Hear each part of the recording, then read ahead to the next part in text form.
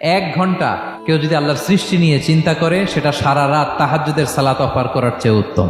আমরা অনেকে মনে করি শুধু তাসবিহ পড়াই ইবাদত, শুধু কোরআন তেলাওয়াতই মনে হয় ইবাদত, শুধু কিয়ামুল লাইল করা ইবাদত। কিন্তু বিশ্বনবীর সাহাবী, যিনি ইসলাম আমাদের চেয়ে ঢের বেশি বুঝেছেন, তিনি বলেন আল্লাহর এই সৃষ্টি শৈলী, এই সৃষ্টি নৈপুণ্য নিয়ে 1 ঘন্টা চিন্তা করা, ক্রিটিক্যাল থিঙ্কিং করা, সারা রাত নফল তাহাজ্জুদের চেয়েও সেরা। সূরা আলে ইমরানের 190 নম্বর আয়াতে আল্লাহ তাআলা বলেছেন, যারা আকাশ বাতাস পৃথিবী সৃষ্টি নিয়ে চিন্তা করে এবং সর্ব অবস্থায় আল্লাহ তাআলার জিকির করে এবং তারা তাফাক্কুর করে, ক্রিটিক্যাল থিঙ্কিং করে এবং তারা বলে মা খালাকতা হাযা বাতিলা, হে আল্লাহ তুমি অনর্থক কিছু সৃষ্টি করো নাই।